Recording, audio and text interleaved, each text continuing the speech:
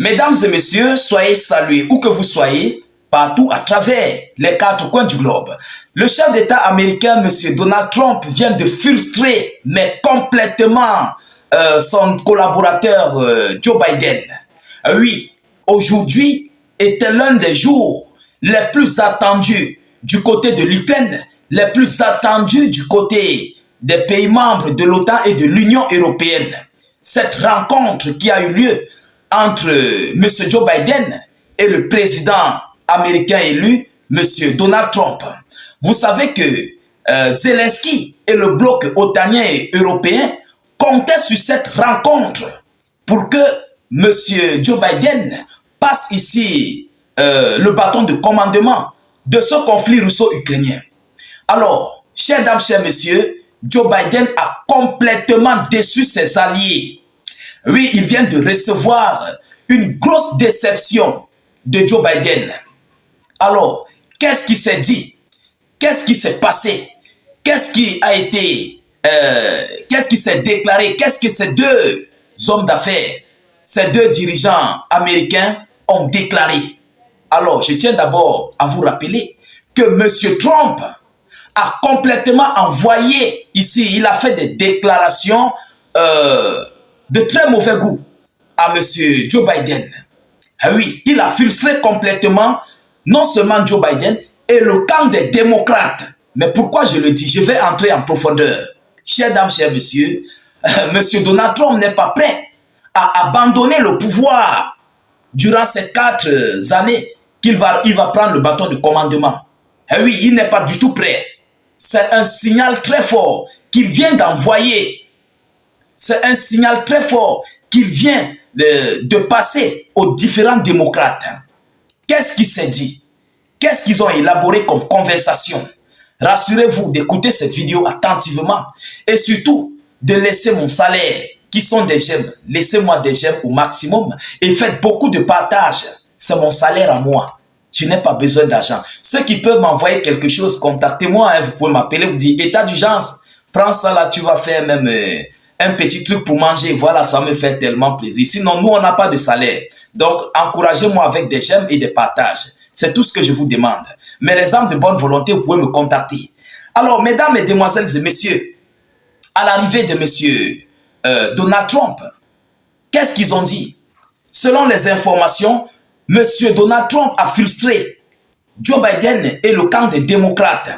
En quoi faisant? Donald Trump évoque l'hypothèse de se représenter à la Maison-Blanche si les électeurs le trouvent bon, de se représenter. Donc, après 4 ans, il évoque l'hypothèse de se représenter si le camp des républicains l'accepte, si on a besoin de lui, parce qu'il doit prouver sur le terrain.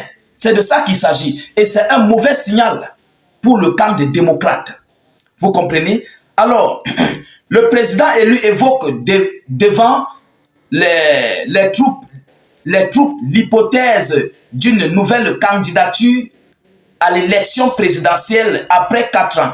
Donald Trump a évoqué ce mercredi 13 novembre l'hypothèse de se représenter à la Maison-Blanche, ce qui est interdite par la Constitution américaine lors d'un discours devant des républicains à Washington.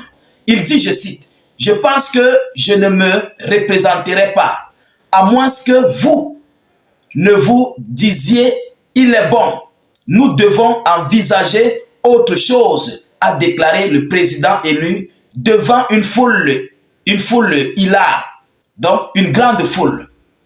Voilà d'abord, pour un premier temps, ce qu'il a envoyé aux gens qui l'attendaient, les différents républicains qui étaient là, ceux qui le supportent. Vous comprenez? Alors, après cela, M. Donald Trump a rencontré son homologue, son collaborateur Joe Biden. Mais qu'est-ce qu'ils se sont dit? À titre de rappel, je dis, Joe Biden n'a pas prononcé le mot du conflit en Ukraine. Ah oui, il n'a même pas bronché concernant le conflit en Ukraine, parce que lui-même a vu la situation du nouveau bureau du gouvernement du régime de M. Donald Trump. Ce nouveau bureau qui a été reconstitué, mais d'une manière inédite, d'une manière dont eux-mêmes ne s'attendaient pas. Chers dames, chers messieurs, ils ont échangé, mais qu'est-ce qu'ils ont dit? Il dit, je cite ça, c'est M. Trump. Il dit à son homologue que nous ferons tout ce qui est possible pour être sûr que vous ayez tout ce dont vous avez besoin, a dit Joe Biden. Voilà, c'est Joe Biden qui le dit, qui ces dernières années a très souvent qualifié Donald Trump de danger pour la démocratie américaine. Il a présenté ses félicitations au président élu et lui a souhaité un bon retour dans le plus célèbre bureau du monde que Donald Trump a occupé de 2017 à 2021. Donc, voilà ce que M. Joe Biden a envoyé à M. Donald Trump. Voilà les déclarations. Vous comprenez? Alors, M. Donald Trump a justement, il a dit merci et il n'y a plus rien à ajouter. Ils n'ont pas causé longtemps en fait. Alors, cette rencontre était l'une des rencontres les plus attendues. Ah oui, c'est une rencontre auquel Zelensky comptait le plus pour mettre la pression sur M. Joe Biden de passer le bâton de commandement à M. Donald Trump. Et vous savez même d'ailleurs, il y a certaines décisions qui sont en train d'être prises du côté de l'OTAN, du côté de l'Union européenne, du côté de l'Angleterre, de la Grande-Bretagne, de la France, où ils sont en train de vouloir amplifier la chose du côté du conflit russo-ukrainien. Chers dames, chers messieurs, la situation vient de basculer. Joe Biden a compris que M. Donald Trump n'est pas venu pour ça. Oui, parce qu'il a déjà été frustré. Ces démocrates, les membres de son parti, ont été frustrés par rapport à cette annonce. Bon, c'est vrai, la constitution américaine dit que tu ne peux être président qu'après ton départ. Tu pars d'abord, après 4 ans, tu dois revenir. Mais on ne connaît pas comment M. Trump va élaborer les choses. On ne sait pas s'il va retoucher la constitution. On ne sait pas ce qui va se passer. Parce que pour retoucher la constitution, il faut envoyer le dossier au Parlement. Le Parlement doit valider si la constitution doit être touchée ou pas. Et s'ils acceptent, ça doit passer par des lois juridiques. Vous comprenez? Et on met ça au clair, aux yeux de tout le monde. Mais ça serait un danger permanent. Ça serait un gros danger. Voilà ce qui vient de se passer du côté des États-Unis d'Amérique. Monsieur Joe Biden a déjà, on peut le dire, ça c'est la demi-passe du bâton de commandement à M. Donald Trump. Après une frustration très sérieuse, très dure que Donald Trump vient d'envoyer. Vous savez, ces hommes politiques ont un système. Ils ne sont pas obligés de se passer des coups, vous comprenez? Mais ils le font d'une autre manière. Et ça fait très mal. Ça joue psychologiquement, ça démoralise l'homme, ça décourage l'homme à vouloir revenir se présenter. Même ces partis des démocrates, ça leur décourage à revenir se présenter. Et c'est ce que M. Donald Trump vient de faire. Vous comprenez?